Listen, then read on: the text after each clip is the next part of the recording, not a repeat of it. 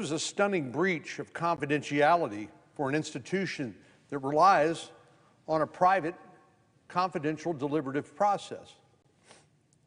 The Supreme Court was designed to operate, as is our judiciary, free of political and other outside influence and interference. That's why justices are not elected. They are nominated and confirmed to serve life terms.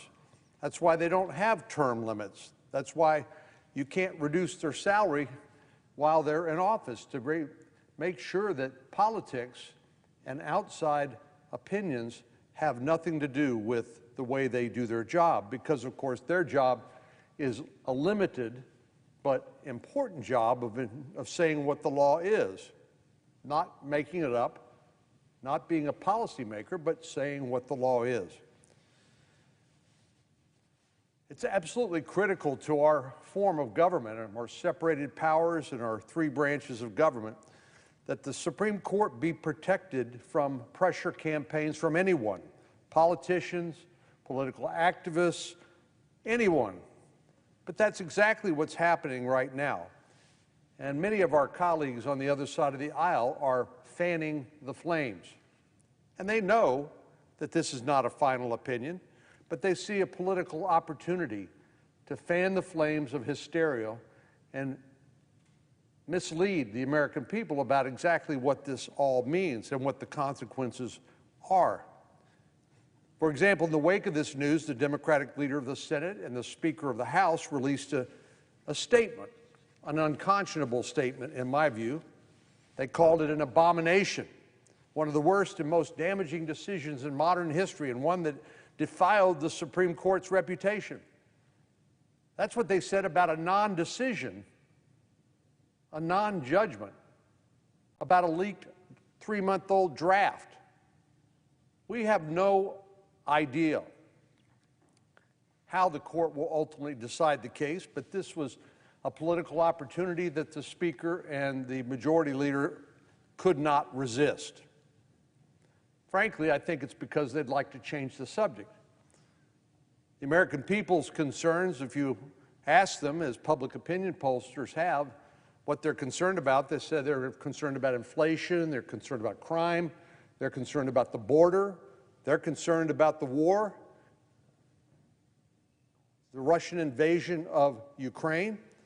But this is a grand opportunity to change the subject and to mislead the American people.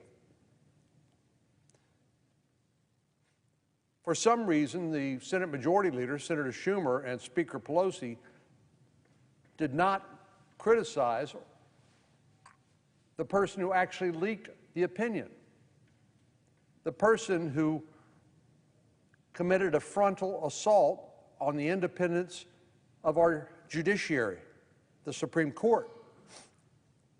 One of the most powerful institutions in our country experiences an unprecedented breach of confidentiality. And what do our Democratic colleagues, the Speaker and the Majority Leader, do? They attack the justices. They attack the court. They don't attack the leaker, the person who committed this egregious breach of confidentiality. Nowhere in their joint statement did they even mention the leak or leaker, or reaffirm the importance of an independent judiciary. No, they took the opportunity to slam the justices who have not yet decided the case. Unfortunately, this is nothing new. In 2019, the Democratic leader went to the Supreme Court steps and threatened 2 Supreme Court justices by name if they did not rule in a certain way. He said, and these are direct quotes, "You have released the whirlwind, and you will pay the price, and you won't know what hit you if you go forward with these awful decisions." That's our colleague, the senior senator from New York, the Majority Leader of the Senate. He threatened 2 sitting justices with retribution should they rule in a way he disagreed with. The top Senate Democrat lobbying threats at the Supreme Court justice is a dangerous model for the American people. This is a branch of government that's supposed to be kept free from those pressures and those sort of threats. That kind of intimidation, or at least attempts at intimidation. But here again, the senator from New York and the Speaker of the House, they know that, but they did it anyway. It doesn't matter what case is before the Supreme Court or what ruling is ultimately handed down, leaders of Congress, some of the highest elected officials in the U.S. government, should be a better example and defend the important principle of judicial independence. Justice Scalia, in one of his speeches that I read a few years back, talked about what is unique about our system of government. And he said it is the independence of the judiciary, which are the crown jewels. He said, you read the Constitution of the old Soviet Union or any one of a number of other countries, they may have a fine written document that pledges allegiance to certain high-minded values, and many of which are contained in our Constitution. But they're just words on a paper. He said what is different in the United States of America is the independence of the judiciary, who will call balls and strikes and who will ultimately decide some of the most contentious and disputed issues in our country based on the Constitution and laws of the United States, not because they took a public opinion poll to see what was more popular, or they were threatened with retribution by some politician. Unfortunately, our Democratic colleagues, and in particular their leaders, have taken a dangerous approach. And they're not just taking aim at individual justices, they want to undermine the entire institution of the independent judiciary, particularly the Supreme Court. A few years ago, 5 of our colleagues on the Democratic side, including the current chairman of the Senate Judiciary Committee, filed an amicus brief, a friend of the court brief, in a case involving gun rights. These senators made a not-so-subtle threat that unless the court ruled in a particular way, the entire institution would be, in their words, and I quote, restructured. That's nothing more, nothing less than a simple effort to coerce the judges into deciding a case in a particular way, to threaten them that unless you go our way, the court will be restructured. Well, we know that those weren't just idle words, given some of the threats to pack the court by adding additional justices to the court. We've heard that threat of court packing many times. That was one of the agenda items should our Democratic colleagues eliminate the filibuster, the requirement of 60 votes before you close off debate in the Senate. They said they were going to pack the court. Many of the presidential hopefuls embraced that idea in 2020, and the latest news has it that a number of Democrats are bringing this idea back to center stage. Disagree with what you think the court might ultimately decide, and we're going to restructure it. We're going to pack it until we get the result that we want. Kiss an independent judiciary goodbye, the crown jewels of our system of government. Earlier this week, the junior senator from Massachusetts called the Supreme Court's current majority, quote, stolen, illegitimate, and far right. These were justices who were confirmed by the United States Senate.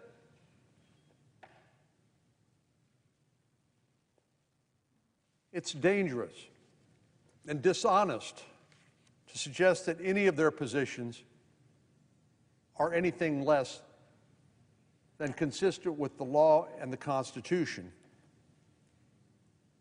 Our colleague went on to say the Supreme Court should be expanded.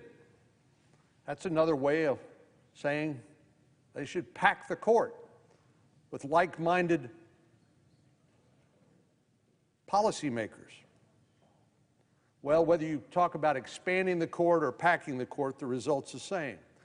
It's just another effort to try to politicize this independent branch of government, this independent judiciary, which, as I said, and I'll say again, are the crown jewels of our system of government, an independent judiciary. Well, even Joe Biden knows that that is a bonehead idea. The reason I know that, and we know that, is because that's what he said in 1983. He called court packing a bone-headed idea. Justice Ginsburg was asked about it. She said 9 seems to be a good number. That was her gentle way of saying that if you start adding justice to the court or restructuring or packing the court, basically you're in pursuit of a political outcome and you undermine the independence of the judiciary. And they are transformed into something far different than what our founding fathers believed it would be, which is an institution that would decide legal disputes, whether they be constitutional or otherwise, and would be depended on by the American people to present fair opportunities for all sides to be heard, and then an outcome that was not tainted by bias or politics or policymaking. As Justice Breyer has said, the very authority that the court has depends on, quote, a trust that the court is guided by legal principles, not politics, and that these types of changes, packing, restructuring, whatever you want to call it, he said would erode that trust, undermine the public's confidence and trust in the Supreme Court. But as we've seen the last few days since this draft opinion was leaked in an egregious breach of confidentiality, our friends across the aisle don't want impartial judges. They don't want an independent judiciary. They want judges who will deliver a particular outcome in a case. They want the court to be an extension of their politics here in the Senate.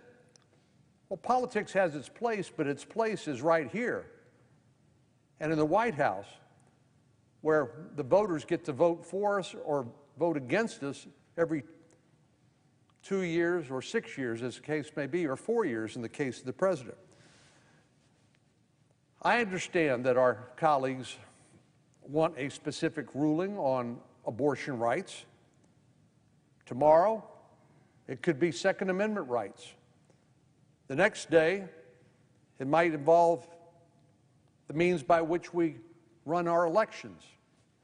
This entire episode highlights just how far the radicals in the other party are willing to go to try to get their way. They don't care about the long-term best interests of the country. They don't care about an independent judiciary. They're looking for an opportunity to score political points and distract the American people from what they are really concerned about, which is their ability to put food on the table and support their families.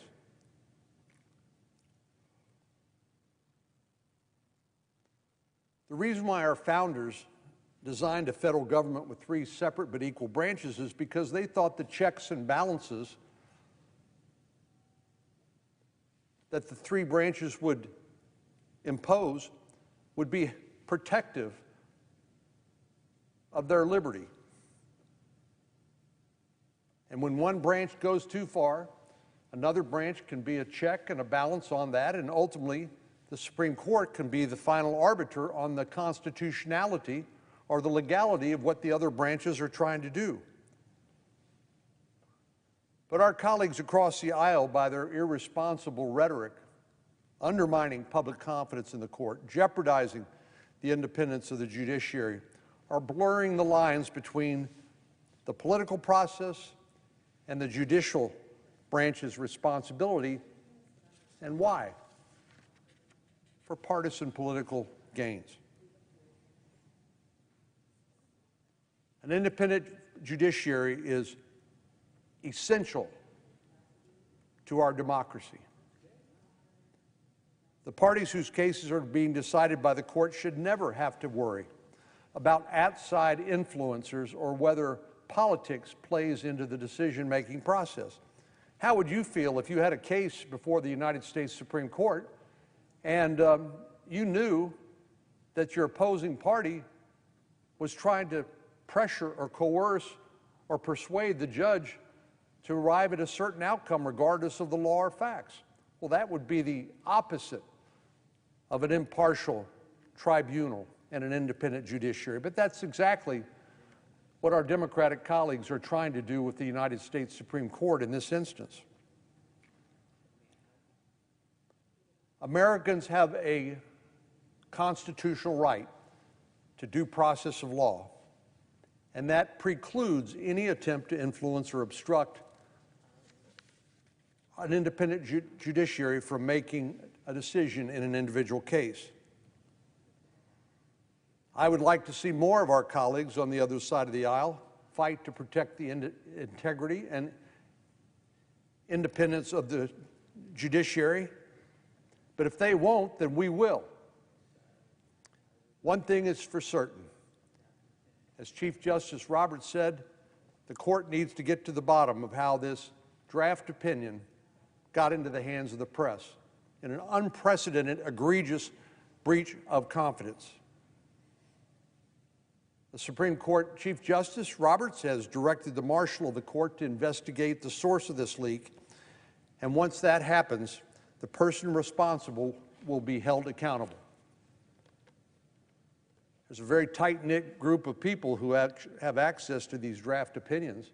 I have every confidence the Marshal of the Court will find the person who leaked this opinion to the press, and they will be held accountable in what will undoubtedly be a life-changing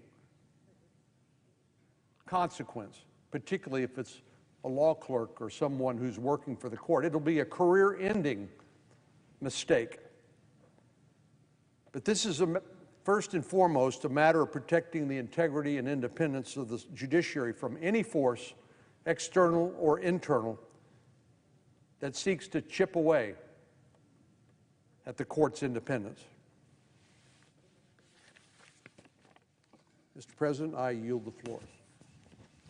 I'd note the absence of quorum. The clerk will call the roll. Ms. Baldwin.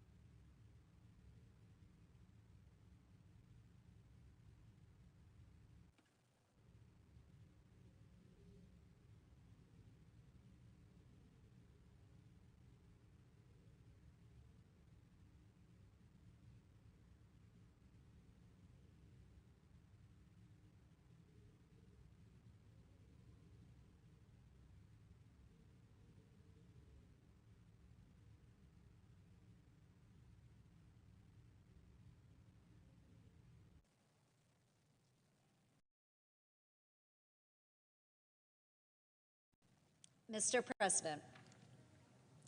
Senator from Iowa. Mr. President, I ask that the quorum call be vitiated. Without objection. Thank you, Mr. President. Mr. President, I'm really beginning to believe everyone in the White House is clueless. After promising to lead us away from crisis and chaos, President Biden has instead made achieving the American dream more challenging and, folks, a heck of a lot more expensive, while at the same time making the world a much more dangerous place. Then, to cover up the connection between his actions and their disastrous outcomes, the president plays the blame game.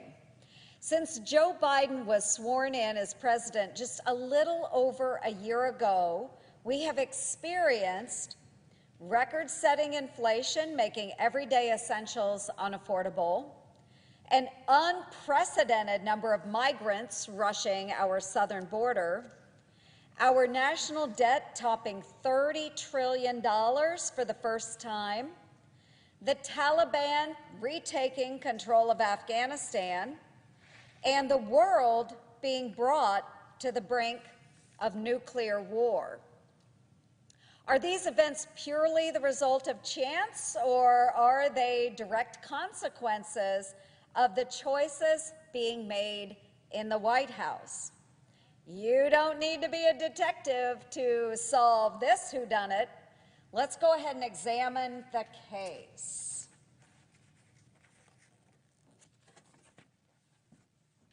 All right. Over the past year, the cost of nearly everything has increased at the fastest pace in over 4 decades. A gallon of milk is up nearly 50 cents, and 2 pounds of ground beef costs over $1.50 more than it did a year ago. Add in rising rents and home prices, and these numbers really add up quickly.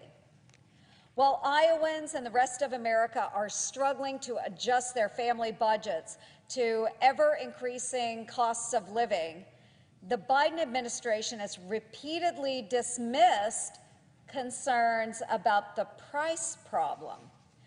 Last summer, the president said, and I quote, "It's highly unlikely that it's going to be long-term inflation that's going to get out of hand," end quote. Now that the problem can no longer be ignored, he's actually blaming corporate greed. Get a clue. The Federal Reserve says the reason prices in the U.S. have been outpacing inflation in other countries since 2021, when Biden became president, is a direct result of Washington's unprecedented spending spree. Turns out you can't just print trillions of dollars and hand it out for free. Republicans in Congress and even some Democrats warned that this would happen when the president began pushing $1 trillion spending bill after another. Now, hardworking Americans are stuck paying for the Biden binge spending twice, first with higher taxes and then again with higher bills.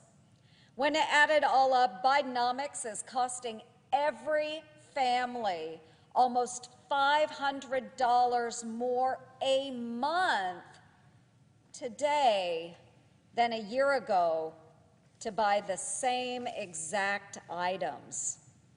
So despite the president's finger pointing, this problem isn't being caused by corporate greed, by profits,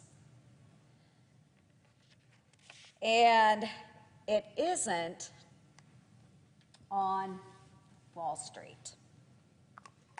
The White House is using a similar setup to hide the true cause of higher prices at the pump. President Biden wants us to believe that the skyrocketing cost to fill up your tank is all Vladimir Putin's fault. But gas was on the rise for more than a year before the Russian invasion of Ukraine.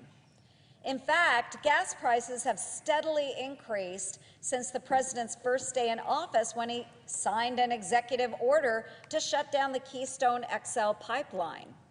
On that day, January 20th, 2021, a gallon of gas cost less than $2.50. The president then signed an executive order turning off all new oil and gas leases on public lands. And while the president was shutting down U.S. energy, he was helping to make the world more dependent on Putin for power. In May of last year, the Biden administration waived the sanctions on Russia's Nord Stream 2 gas pipeline. By then, gas here in the United States had reached $3 a gallon. When Putin invaded Ukraine in February, the price was already more than $3.50 per gallon. So don't be fooled, folks. It is really Biden's war on American energy that has been fueling the soaring costs. While the Russian dictator is guilty of many horrible things, the higher gas prices we have been paying for over the past year and a half did not begin as a result of Putin in Ukraine because of the war. It's impossible to miss the irony of President Biden pointing the finger at Putin, since the Russian dictator's aggression against Ukraine may have been emboldened by Biden's abrupt abandonment in Afghanistan. The poorly planned evacuation also turned over billions of dollars of weapons and equipment to the Taliban and other terrorists and left countless Americans and our allies behind, while costing the lives of 13 of our brave service members.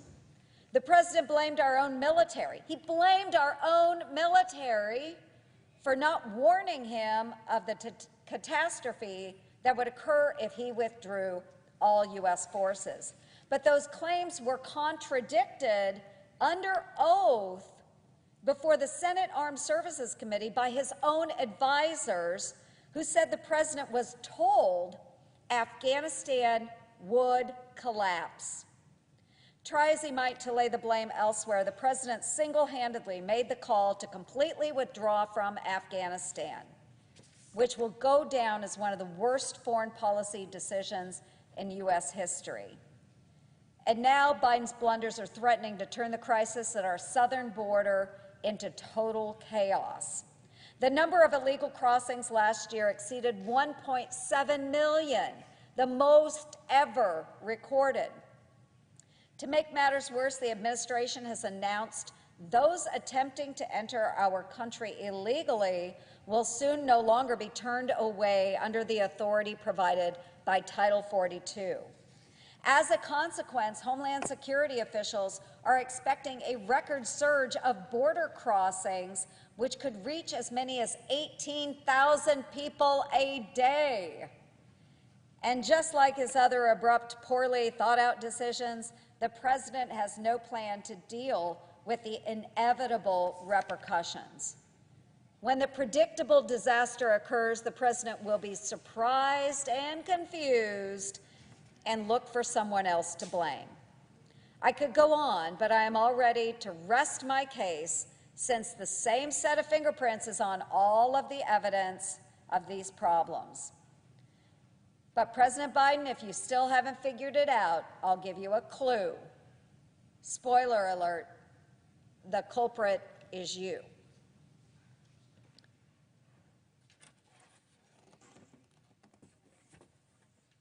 Whether signing executive orders to turn off American-made energy or signing budget-busting bills that are fanning the flames of inflation, The source of these problems can all be traced back to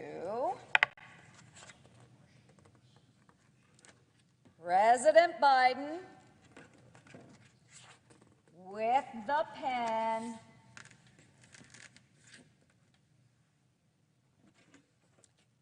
in the Oval Office.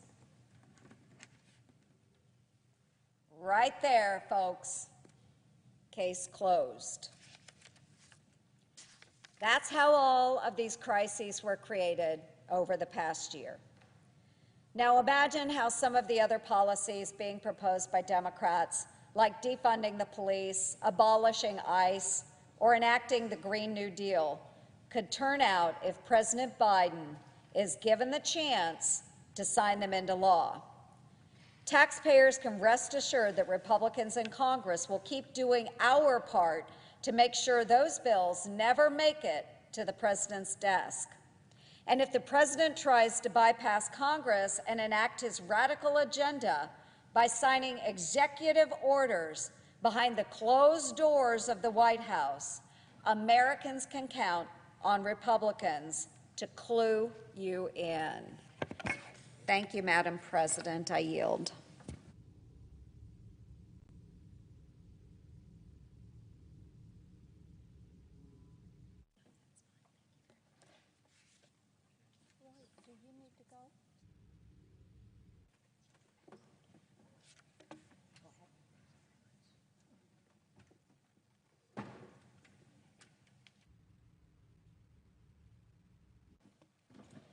Madam President. The senator from Tennessee. Thank you, Madam President. Well, it has been over a year since Joe Biden and Kamala Harris and the Democrats took control of all the government here in D.C. They like the fact that they've got their hands on the drivers and they're enacting their policies. But what is so interesting, as my colleague from Iowa was pointing out, is they continue to try to blame Donald Trump and Republicans for the issues that are in front of us. Now, just a few years ago, if you had asked me how I would evaluate a government that spent their way into inflation, record-breaking inflation, surrendered our border to the drug cartels and abandoned 2 embassies, I'd tell you that that sounds like an administration that is in disarray. I think most people would believe that to be a fact. But here is the problem. We've moved beyond disarray. Tennesseans feel like that it's more like a catastrophe. This is not mere incompetence at work. Joe Biden is earning his disapproval rating that he was joking about at the correspondents' dinner last week. He knows that it is indeed low, some of the lowest ever. The fact is that President Biden and Vice President Harris have had a terrible, horrible, no good, very bad year. And they did this to themselves. And now their allies in Congress are ready to make things even worse. They're doubling down. And this is what happens when you try to force an agenda filled with pet projects that the American people are telling you they do not want. And as taxpayers are saying, you can't afford this. This is what happens when you really have no vision for the future of the country. It's all about power, all about control. Last month, the Harvard Kennedy School Institute of Politics released a poll showing that this distinction between agenda and vision actually matters to people. They found that 56% of young Americans aged 18 to 29 disapprove of Joe Biden's job performance. That's correct. 56% disapprove. And just last spring, 59% of young Americans were still in his corner. look at what is happening. Look at that flip that is taking place. The measure of success or failure for this administration shouldn't come down to how many boxes they can check off their wish list, but how many young Americans look at what they're doing and they say, I can't support this. This does not give me hope. This does not look good for my future. Indeed, 56% of young Americans ages 18 to 29 disapprove of the Biden agenda. Right now, this age group, they're losing hope.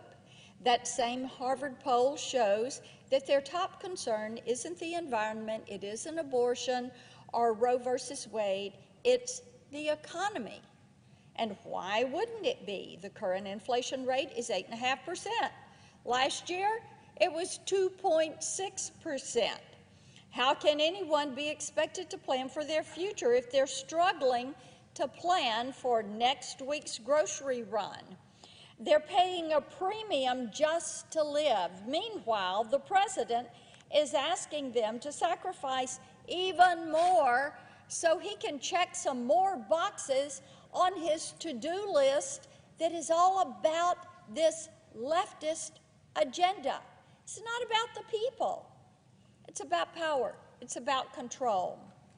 Young Americans, and I would say all Americans, Tennesseans, deserve better than this. They deserve leaders who have a vision for the future of this country, who have the God-given common sense to see it through.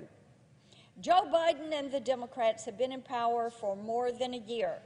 The window for blame shifting and excuses is closed. It is shut. It is time for the president to abandon this self-destructive agenda and give the American people a fighting chance at reclaiming their own vision for the future. I yield the floor.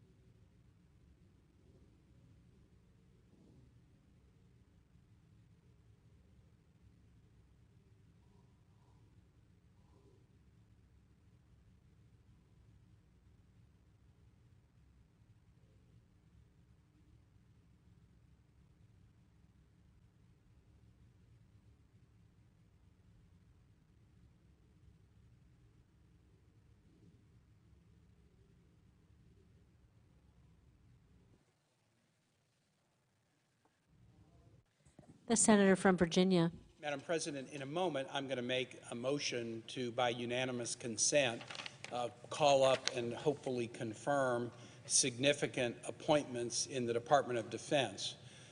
We are in the midst of a war in Europe right now. It's hard to imagine that, and yet it is the case. And every day we see atrocities committed by Vladimir Putin's illegal invasion of Ukraine, but every day we also see the concerted effort of the United States and NATO allies and other nations to provide dramatic support for the Ukrainian Defense Force and the Ukrainian people. We honor the Ukrainians' resolve and heroism, and we feel proud of the role that the United States and other nations are playing in providing defense, and I hope we'll take additional defense support up on the floor in the days to come. However, this is not easy work to do. One of the positions that I'm going to be seeking a UC on is the DoD Deputy Secretary for Sustainment, Christopher Lohman, who is a Virginian. He and his family live in Fredericksburg.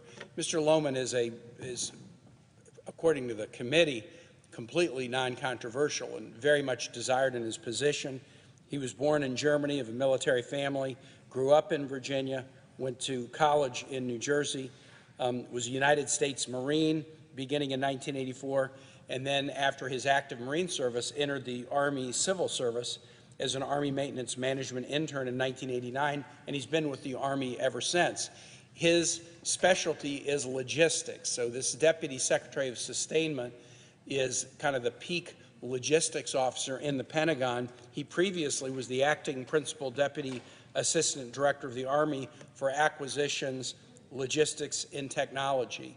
Okay, that's a title that's, what does that actually mean? I'll tell you what it means. When the United States is trying to get historic amounts of military aid across a contested border from allied countries into a war zone, we need people who know logistics. It may not be the sexiest part of the military mission, but it is part of the mission that is absolutely critical, and it is part of the mission where the U.S. military is second to none in the world. And if you wonder why the Russian military's grand plans to topple Ukraine in just a couple of days came to naught, you first say it's Ukrainian heroism, and you second say it's the support of our allies, but third, you have to point out the Russian military has demonstrated that they haven't mastered logistics.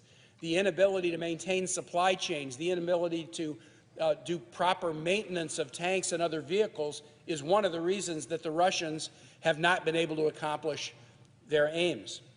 And so what this war in Europe is demonstrating is militaries that have the capacity to do logistics and provide supplies to people on the front end of the fight are critical to success. So given the fact that the United States is the key to pulling together the international effort to provide support to the Ukrainian Defense Force, and given the fact that that mission depends upon having the best logistics in the world, why would we leave the chief logistics official at the Pentagon position vacant in the middle of a war when the United States is playing this heroic role? And so for that reason, Madam President, I ask unanimous consent that the Senate proceed to executive session to consider the following nominations in block calendar numbers 477, 599, 777, 779, 780, 781, 861, 886, that the Senate vote on the nominations in block without intervening action or debate, the motions to reconsider be considered made and laid upon the table, that any statements related to the nominations be printed in the record, that the President be immediately notified of the Senate's action, and the Senate resume legislative session. Is there objection? Madam President. The senator from Missouri. Madam President, reserving the right to object, I find myself here on the floor again. It's my friend, the senator from Virginia, whose sincerity and urgency on this issue I don't doubt for a second, tries to move a whole slate of nominees to which multiple Republican senators have objections, and let me give you a sense of why. One of the nominees that my friend is attempting to move here, and let's be clear, to do this without a vote. We could be voting on these nominees. The majority leader could schedule votes on them any time, but he hasn't done that. He hasn't done it in some of the cases for months. No, this is a request to suspend the regular order of the Senate and to confirm these nominees without a vote. Well, I, for one, am not going to consent to confirming without a vote people like Ravi Chaudhry. He's being nominated for Assistant Secretary of the Air Force. Mr. Chaudhry, who appeared before the Armed Services Committee on which I sit, as does my friend from Virginia, Mr. Chaudhry has proposed using AI technology, artificial intelligence, to track members of the military, identify them as extremists, and then have them expelled. He said, these are his words, the key to disrupting them, meaning extremists, his word, people whose views he doesn't agree with, the key to disrupting them is uncovering and understanding their initial behaviors. I'm still quoting, behaviors, elements that are contained in their electronic footprints. What Mr. Chaudhry has proposed to do is to use surveillance on members of the United States military to determine whether they might in the future commit acts that he might disapprove of, and then to take action against these members of the military. In 2015, he wrote this, that the military exhibits a culture of xenophobic cronyism, and he went on to say that there was a xenophobic command climate in the United States military today. I said to Mr. Chaudhry at the time when we had our hearing, that I cannot believe that he would propose to use surveillance on members of the United States military to track their speech, to track their activity online, to track their movements online, all in an effort to decide if they might in the future commit acts that he disagrees with. I submit to you, Madam President, not only is that wrong, it is blatantly unconstitutional. Blatantly unconstitutional. And it is frightening. What is further frightening is that he would be nominated for a leadership position in the Department of Defense. I call on the President of the United States to withdraw this nomination today, just as he should withdraw his unconstitutional disinformation board that he is attempting to force on the American people as we speak. This is the most radically anti-free speech administration in American history. Their actions are an affront to the basic constitutional values of this nation, including and especially the First Amendment. I am appalled at what this administration is doing, censoring American citizens, surveilling them, and now advocating it in the United States military to the men and women who put their lives on the line. So no, I will not consent to have this individual, who never should have been nominated for this position, fast-tracked to be confirmed without a vote, without a single solitary vote on the floor of the United States Senate. Madam President, will the senator yield for a question? I think you have the floor, Senator, so yeah, I think... Yeah, will the senator yield for a question? Well, It strikes me that the senator's objection is you do not want to have this candidate, the block of them, advanced without a vote. If I can guarantee that you get a vote on these nominations, will you drop your objection? Can I respond to that? Yeah. I mean, I know you'll vote no, you've made it plain, but if I can guarantee you would get a vote, will you drop your objection? On all 8 of them, Senator? Yeah. If to have a vote on the floor? Yes. I would be happy to take a vote on the floor on all 8 nominees. Well, and that's what my point is. We are not fast-tracking these without a vote. This is a motion to allow a vote en bloc on the floor. So you will have an opportunity to vote against Mr. Chaudhry or all of these. This is not a motion to immediately improve them without a vote. It's just a motion to bring them up so that you and others can vote on these nominees. That's all I am seeking. And so my request basically would guarantee you a vote on all of these nominations if you drop your objection. Is this a recorded vote on the floor, Senator? It would be, yes. It would be en bloc, but it is a recorded vote, is my understanding.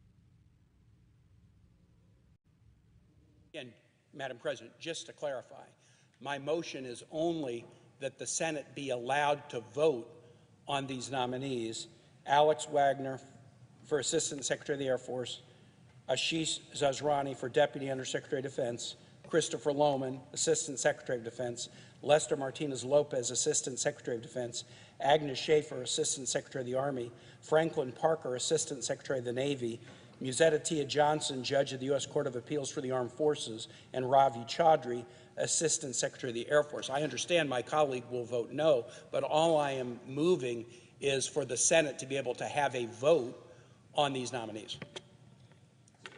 On all 8 at one time. You don't want to vote on each one. My motion is to consider them, yes, en bloc, but it would be a recorded vote, is my understanding.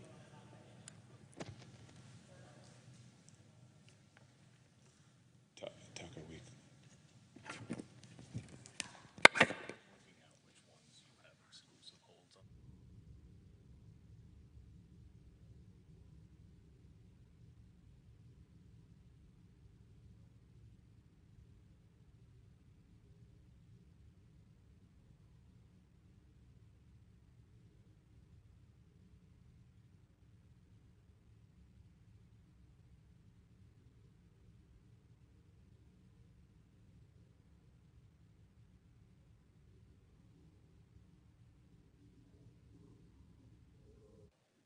what I propose to do here is, there are multiple senators on this side of the aisle besides myself who have objections to different multiple of these.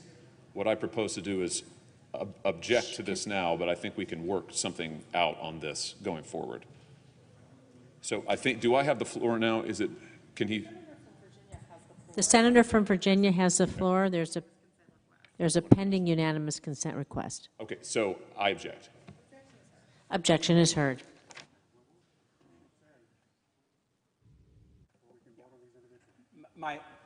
I appreciate the objection being heard, and I would just say to my colleague, I hope we could work out a deal that would enable us to have a floor vote where my colleague could vote as he chooses on these nominees. This was not an attempt to bypass a vote. It was just an effort to have a vote where everybody could be recorded on the nominees, and I hope we can work that out.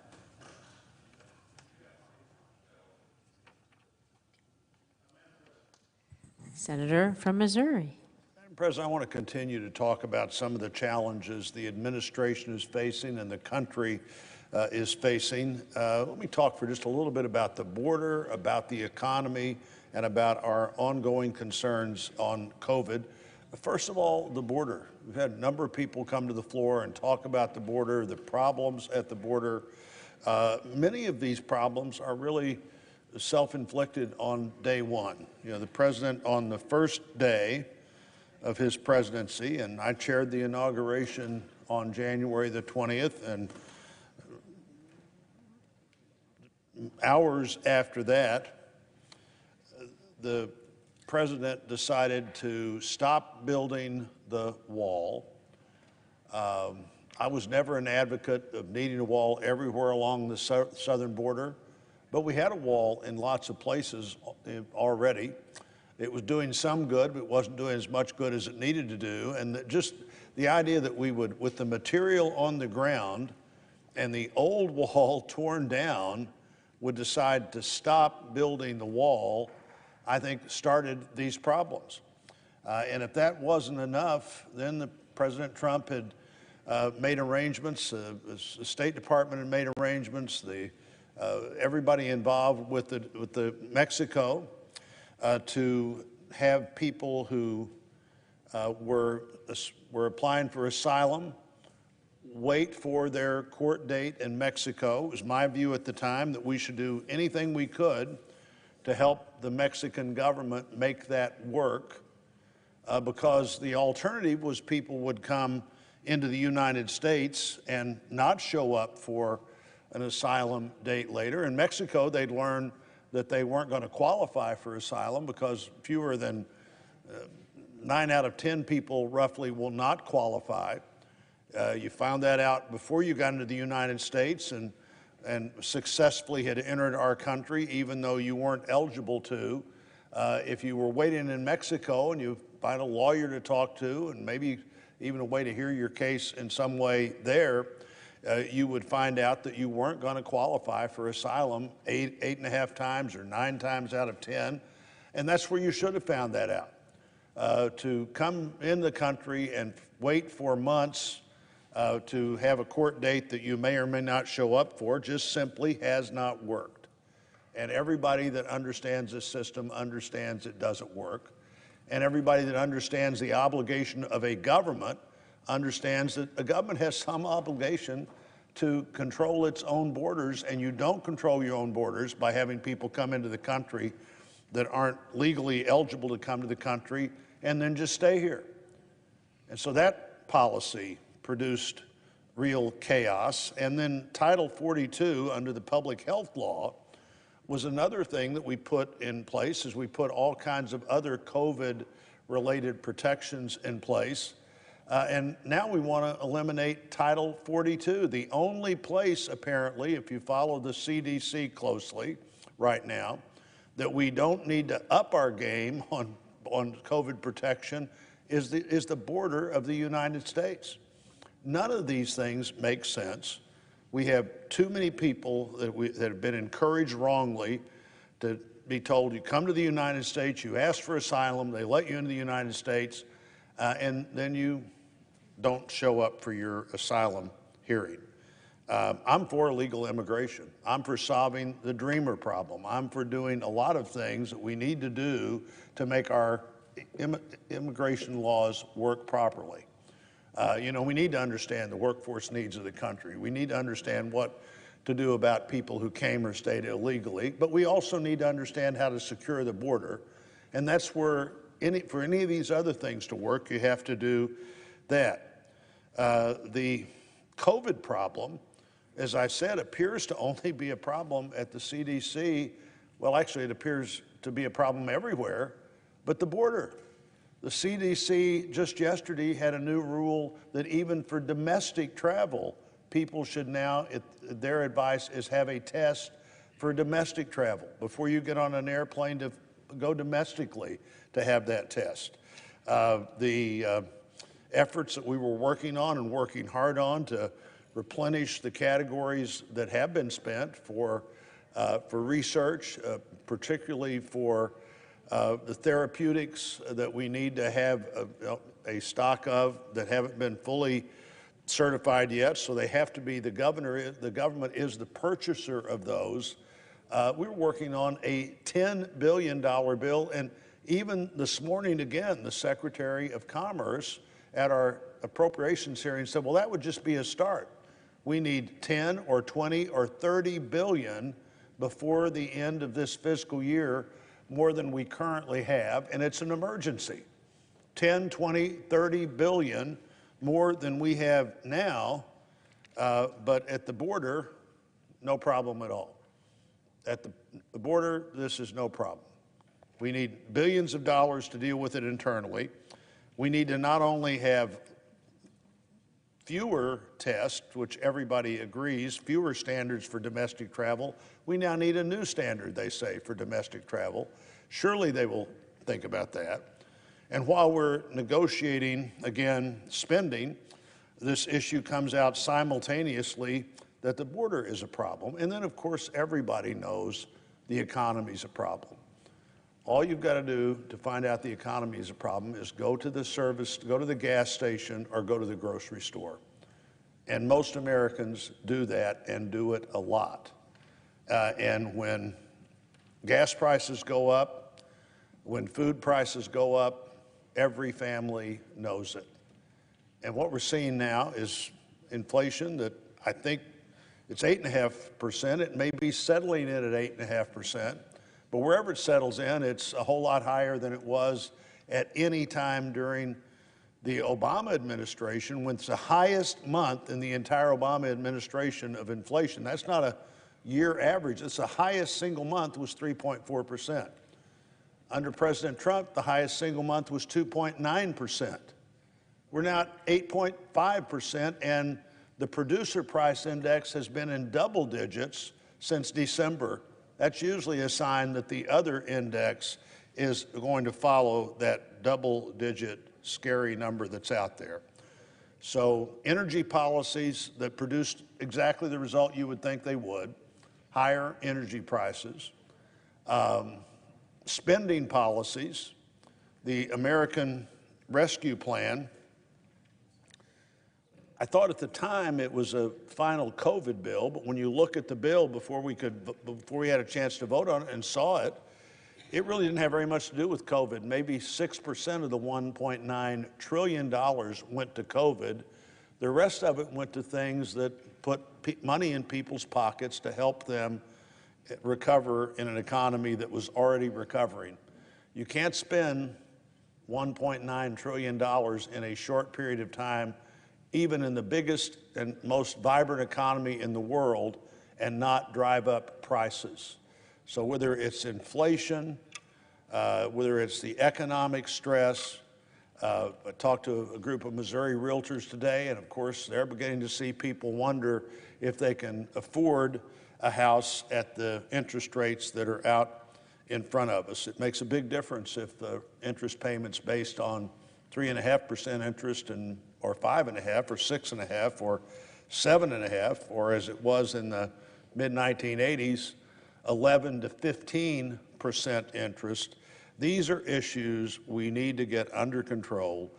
Most of these issues have an explanation that is rooted in confused policy decisions in the administration. I look forward to those confused policy decisions heading in a different direction. Let's look at the information. Let's be realistic. Let's not continue to see all of these things headed in a direction that makes no common sense in America today. And I would yield the floor.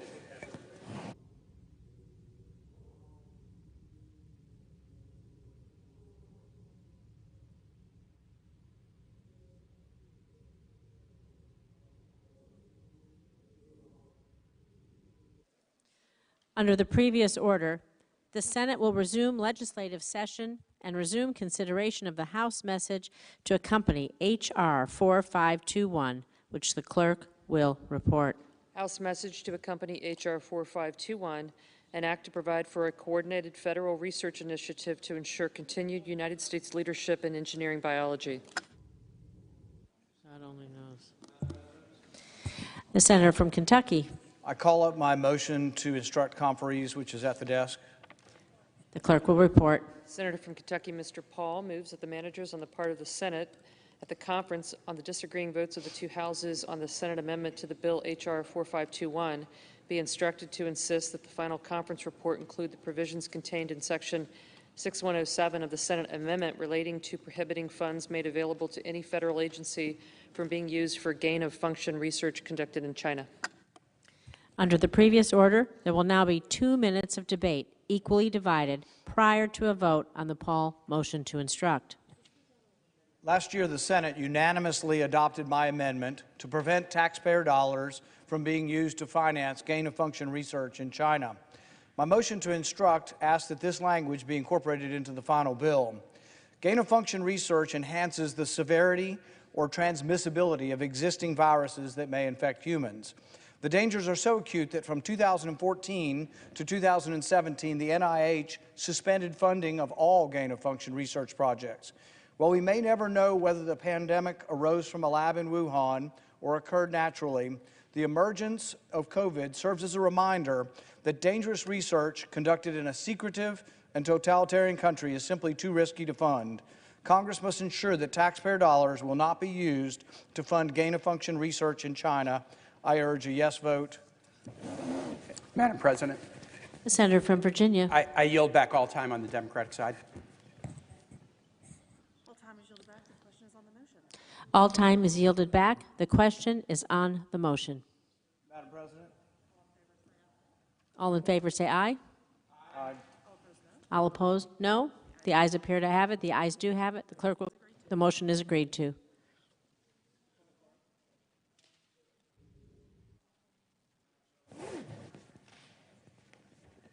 Yes. Senator from Kentucky. Suggest the absence of a quorum. Clerk will call the roll. Ms. Baldwin.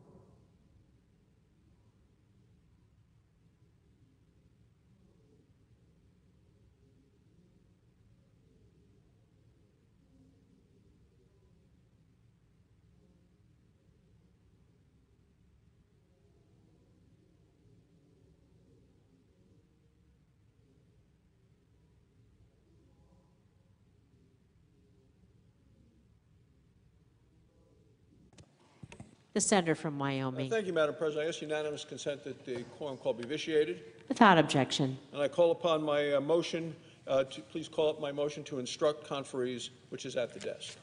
The clerk will report.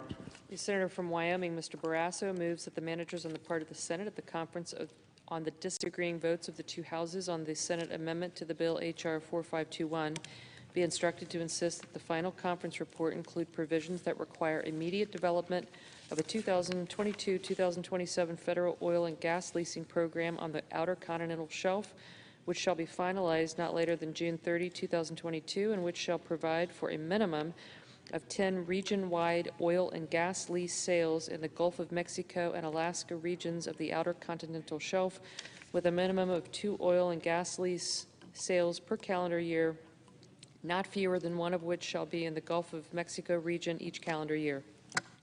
Madam President. Under the previous order, there will now be 2 minutes of debate, equally divided, prior to a vote on the Barrasso motion to instruct. Thank you, Madam President. I rise in support of the motion to instruct conferees to require the Department of Interior to finalize a 5-year offshore oil and gas leasing plan no later than June 30th of 2022.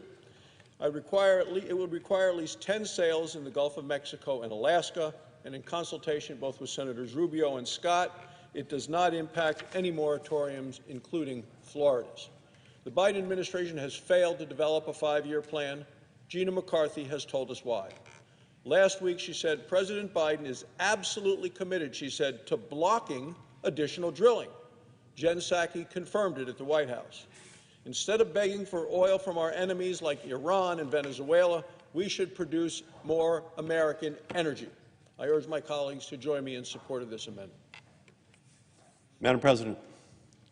The senator from Massachusetts. Madam President, I rise to urge my colleagues to vote no on this motion to instruct from Senator Barrasso. If we want to talk solutions to the energy price crisis, if we want to talk solutions to the climate crisis, we've got bills to do that. Our federal oil and gas leasing programs include critical state and public involvement that this amendment is attempting to undercut and sabotage, and to try to weaponize this bill in order to have the hope of prompting yet another giveaway for oil and gas companies, which is not going to do a thing to help the American people or the American economy. Oil and gas companies already have more than 1,500 offshore leases that they are not currently using, encompassing a swath of ocean larger than the entire state of Maryland. And the top 25 oil and gas companies posted $237 billion in record profits last year, which they should be using if they want to drill there, but they're not doing it. So we need to focus on delivering clean energy, efficient solutions to communities, not undercutting federal processes and giving more handouts to big oil. I urge my colleagues to reject this amendment. Yes, for the yeas and nays. Is there a sufficient second? There appears to be. The yeas and nays are ordered. The clerk will call the roll. Ms. Baldwin, Mr. Barrasso.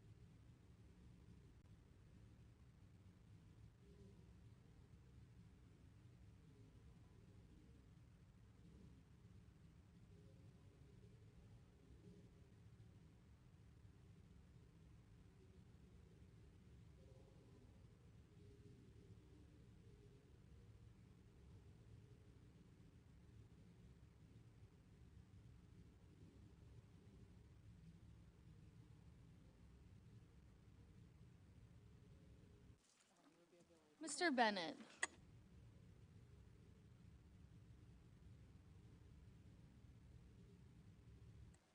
Mrs. Blackburn. Mr. Blumenthal. Mr. Blunt.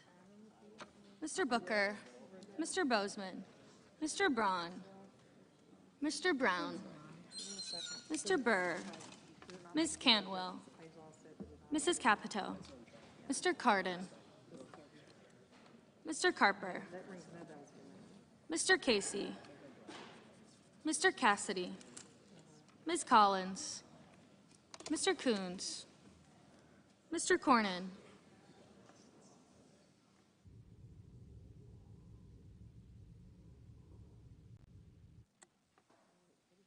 Ms. Cortez Masto, Mr. Cotton, Mr. Kramer, Mr. Crapo, Mr. Cruz, Mr. Daines, Ms. Duckworth,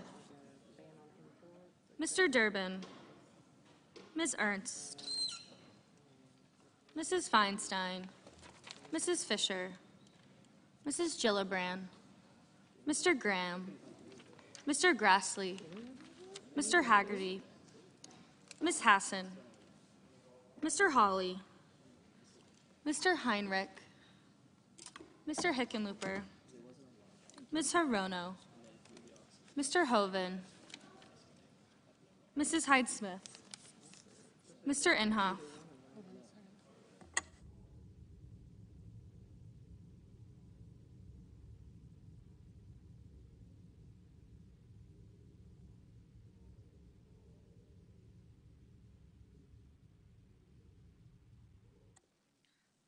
Mr. Inhofe, Mr. Johnson, Mr. Kane, Mr. Kelly, Mr. Kennedy, Mr. King, Ms. Klobuchar, Mr. Langford, Mr. Leahy, Mr. Lee, Mr. Lujan, Ms. Lummis, Mr. Manchin, Mr. Markey, Mr. Marshall, Mr. McConnell, Mr. Menendez, Mr. Merkley,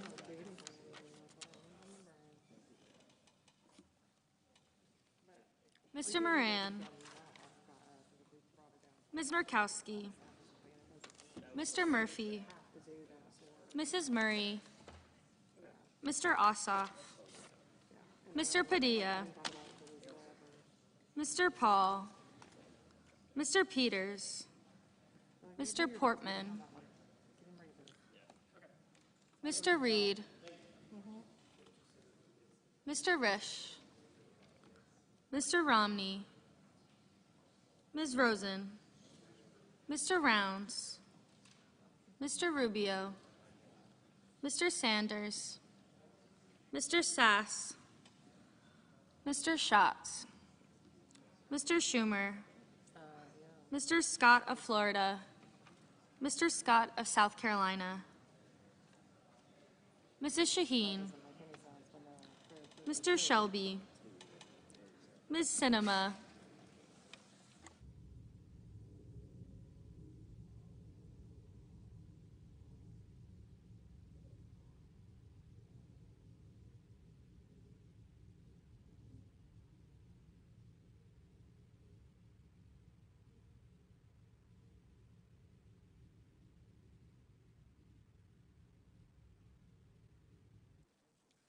Ms. Smith, Mrs. Stabenow, Mr. Sullivan, Mr. Tester, Mr. Thune,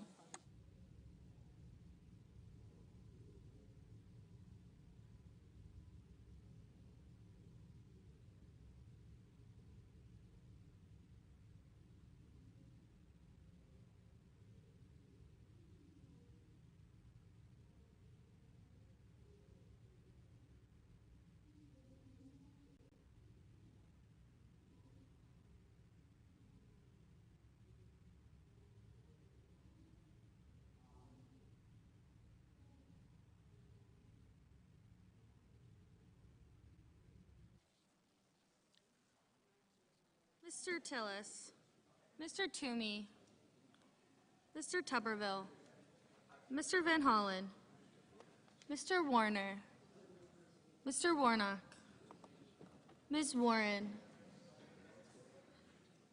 Mr. Whitehouse, Mr. Wicker, Mr. Wyden, Mr. Young.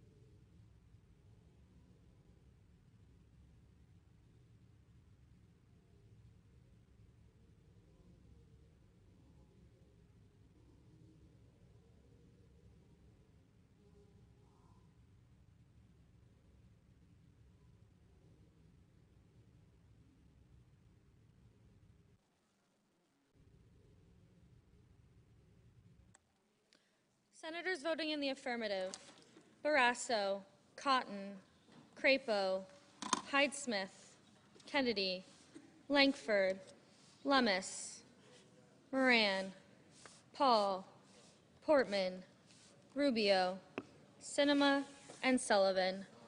Senators voting in the negative: Baldwin, Carper, Gillibrand, Hassan, Heinrich, King, Leahy, Markey, Menendez, Murray, Reed, Romney, and Warnock.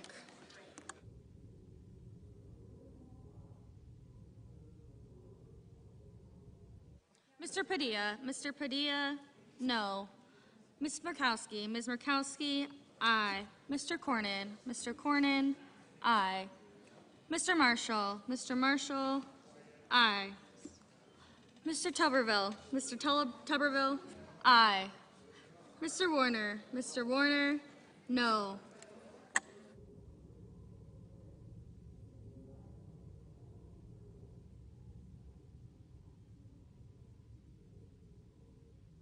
Mr. Burr, aye. Ms. Collins, aye.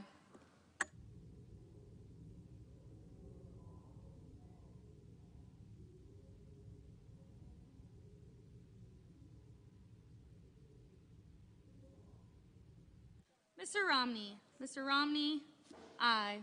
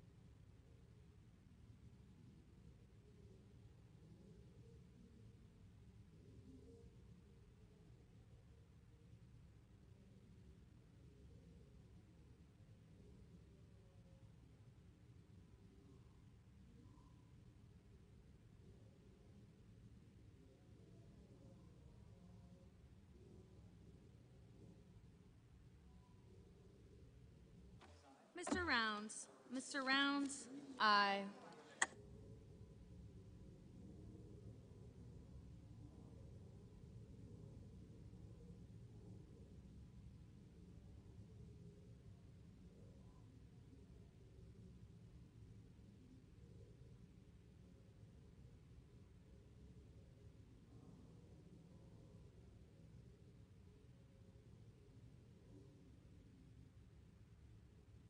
Mr. Hawley. Mr. Hawley, aye.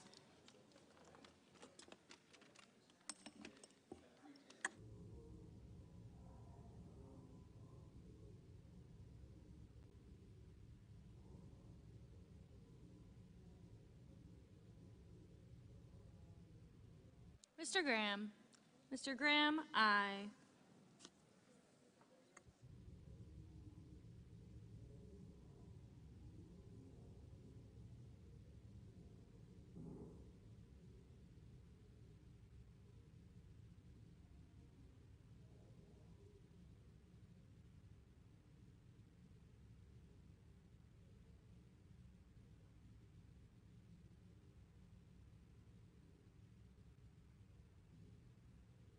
Mr. Hoven. Mr. Hoven, aye.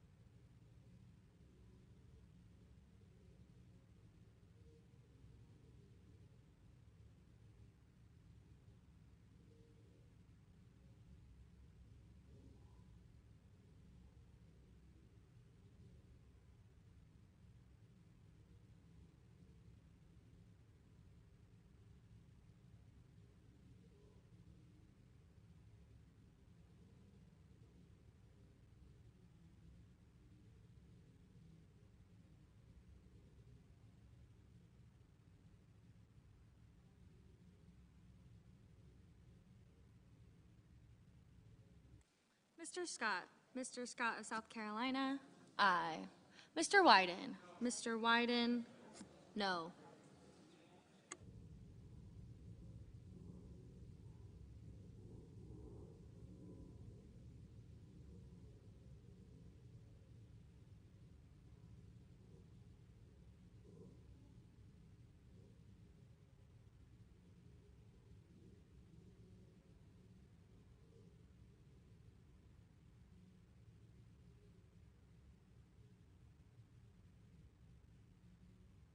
Mr. Toomey. Mr. Toomey, aye.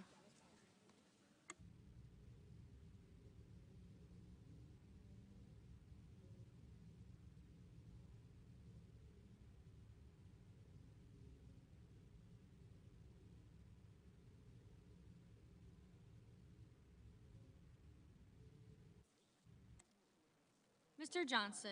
Mr. Johnson, aye.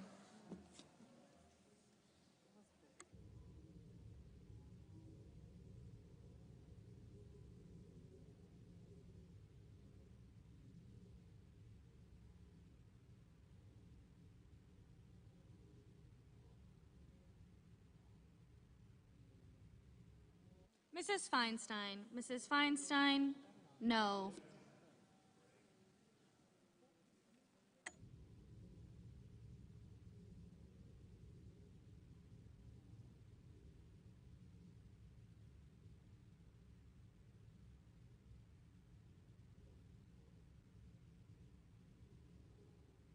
Mr. Haggerty. Mr. Haggerty, aye.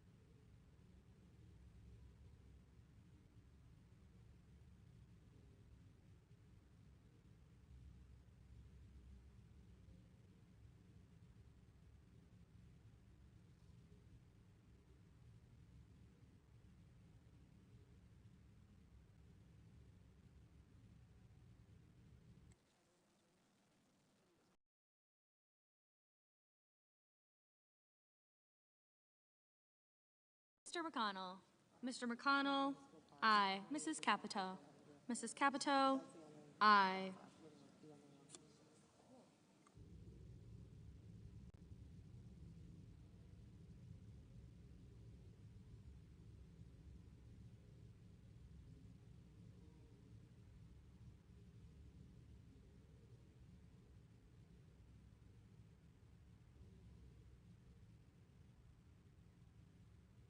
Mr. Casey. Mr. Casey, no.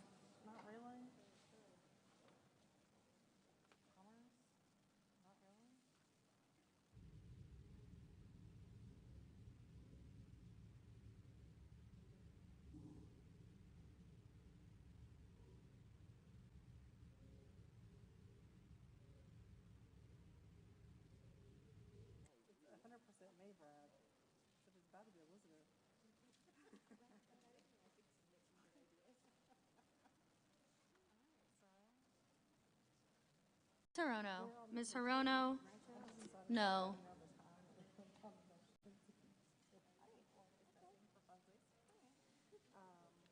Mrs. Shaheen. Mrs. Shaheen, no.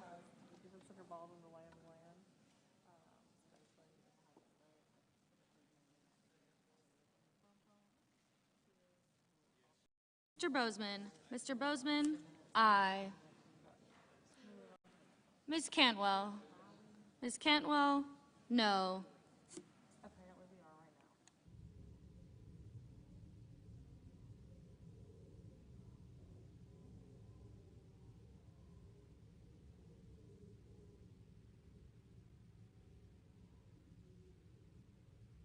Mr. Lujan. Mr. Lujan, no. Mrs. Fisher. Mrs. Fisher, aye.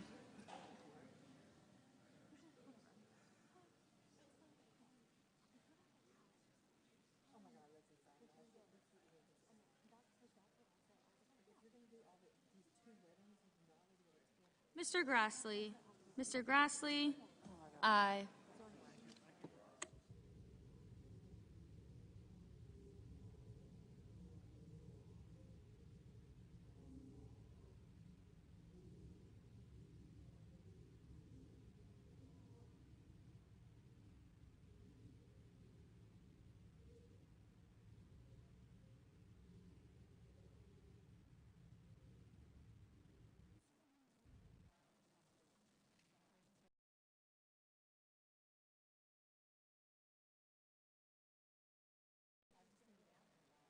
Mr. Peters. Mr. Peters, no. Mr. Sanders. Mr. Sanders, no. Mr. Merkley. Mr. Merkley, no.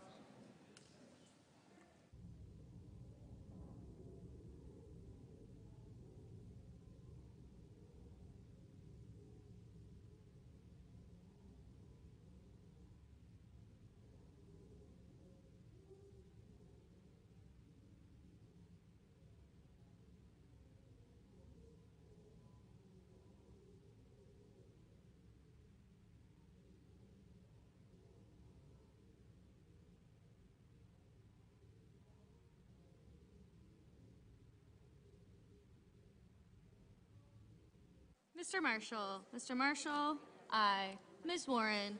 Ms. Warren, no. Mr. Coons. Mr. Coons, no. Mr. Van Hollen. Mr. Van Hollen, no.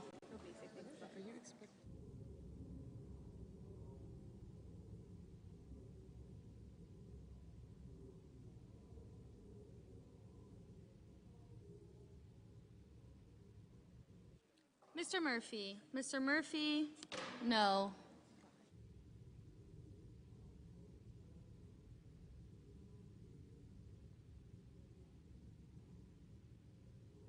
Mr. Kane. Mr. Kane, no.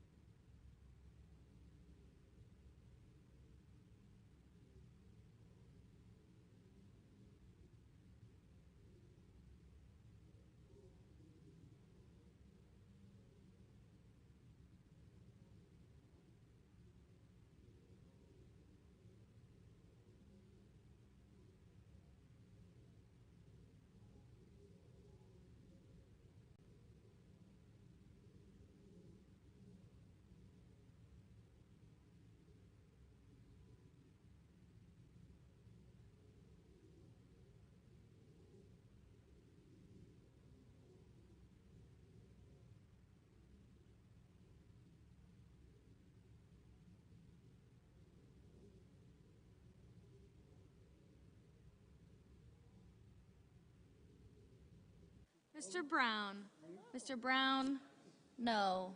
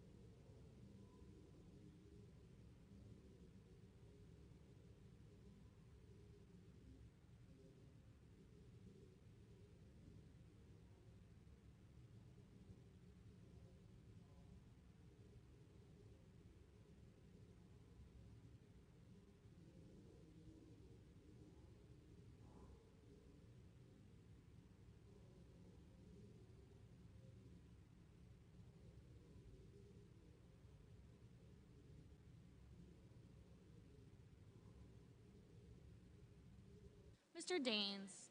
Mr. Daines, aye.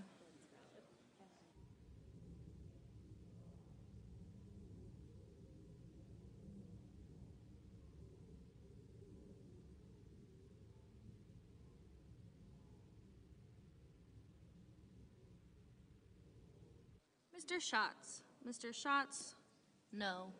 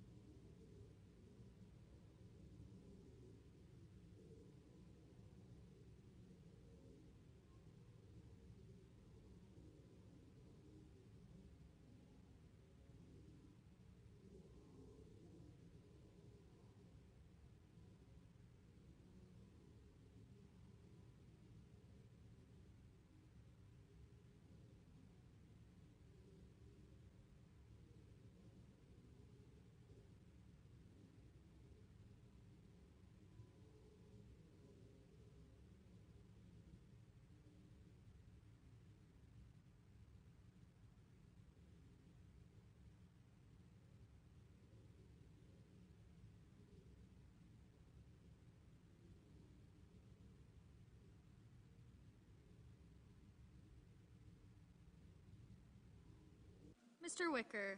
Mr. Wicker, aye.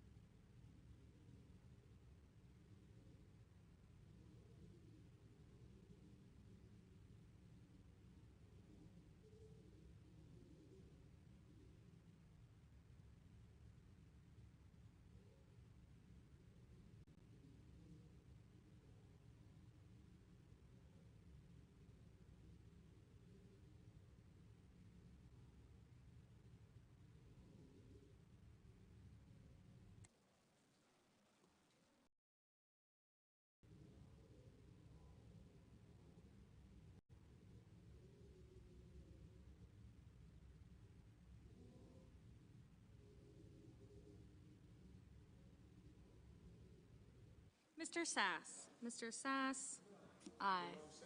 Mr. Braun. Mr. Braun, aye.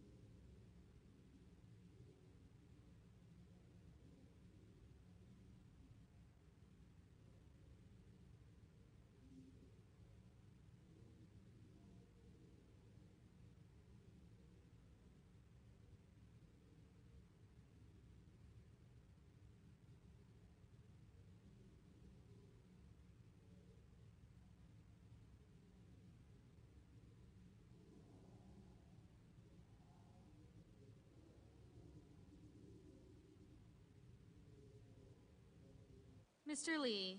Mr. Lee, aye. Mr. Kelly. Mr. Kelly, aye.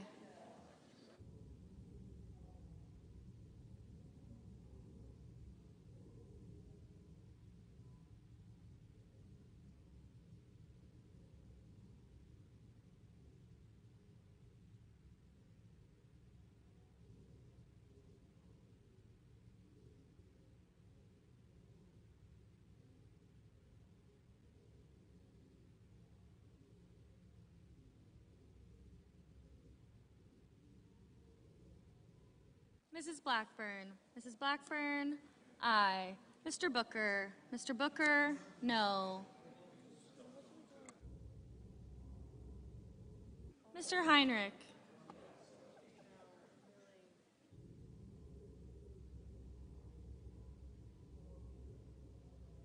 Mr. Blunt.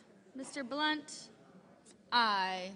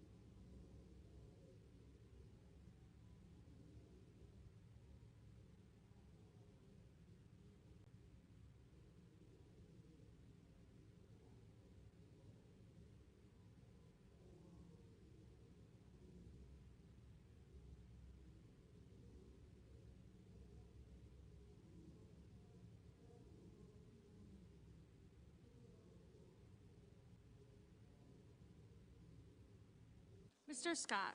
Mr. Scott of Florida, aye.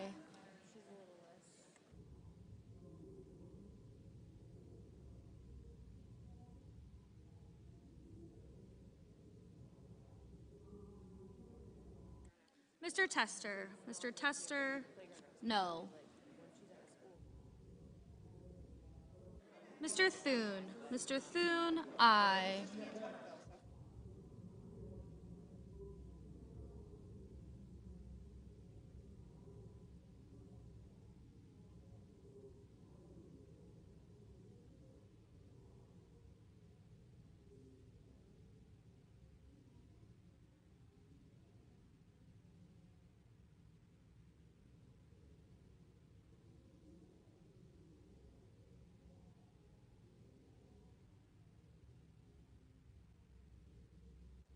Ms. Duckworth.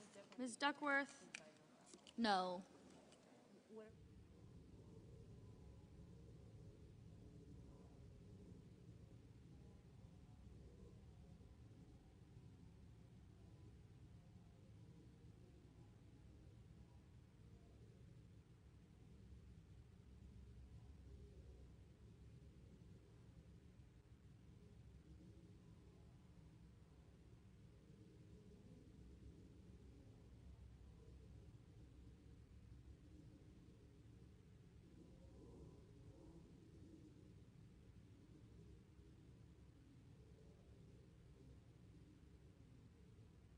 Mr. Whitehouse. Mr. Whitehouse, no. Mr. Tillis. Mr. Tillis, aye.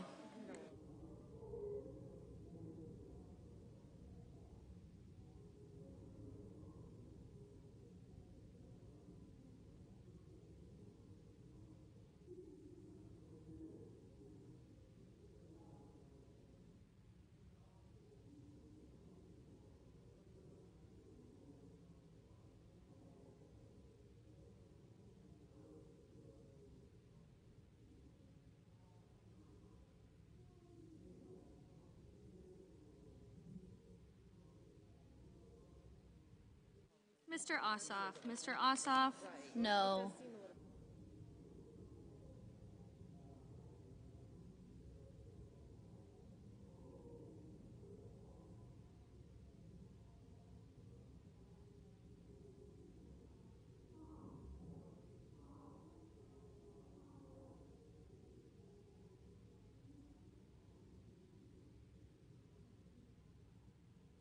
Ms. Stabenow. Ms. Stabenow, no. You can move over here.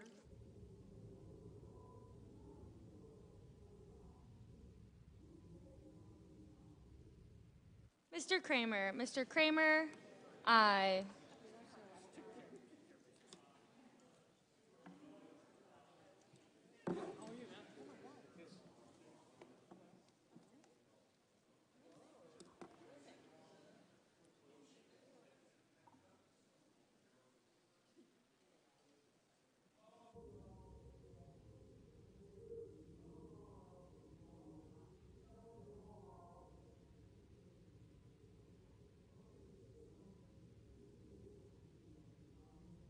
Mr. Cardin. Mr. Cardin, no.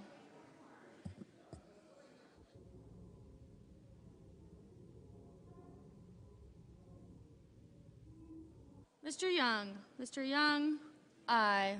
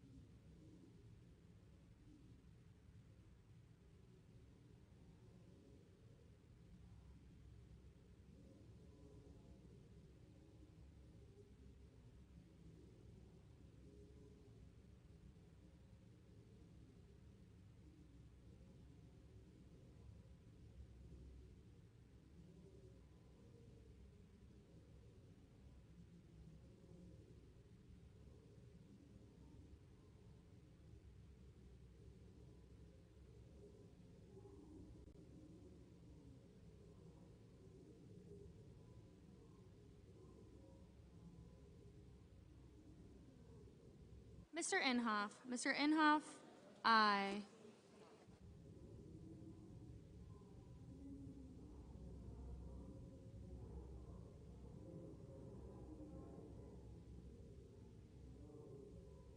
Mr. Hickenlooper. Mr. Hickenlooper, aye.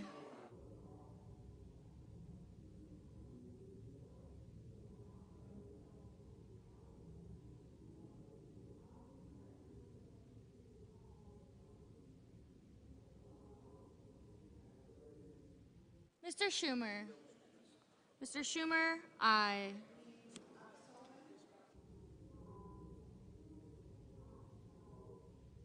Mr. Schumer. Mr. Schumer, no.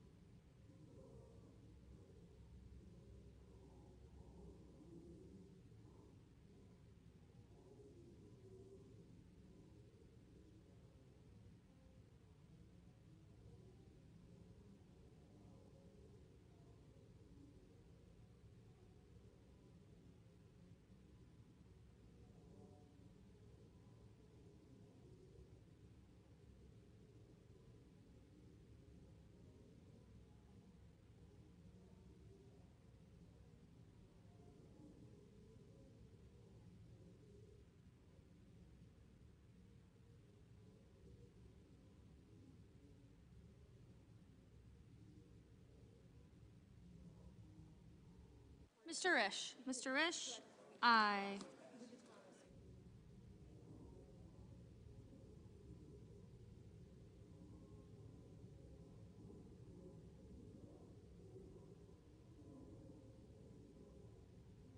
Ms. Ernst.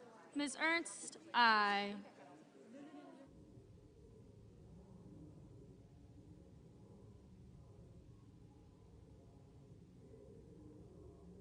Mr. Durbin. Mr. Durbin, no. Mr. Manchin. Mr. Manchin, aye.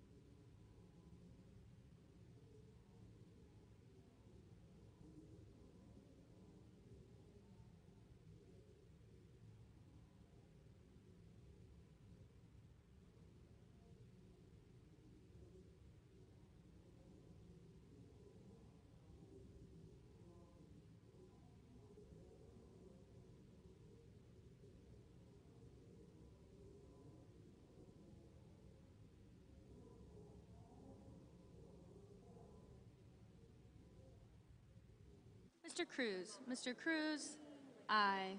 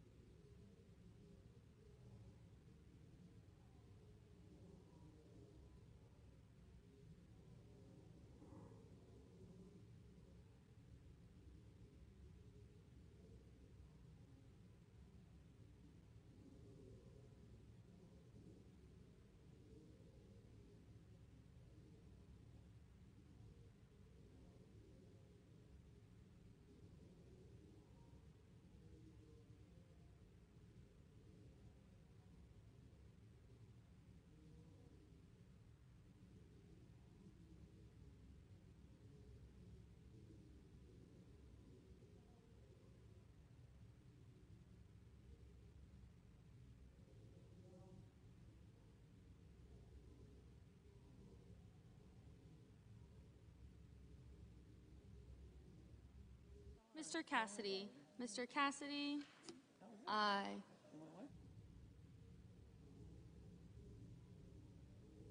Mr. Blumenthal. Mr. Blumenthal? No.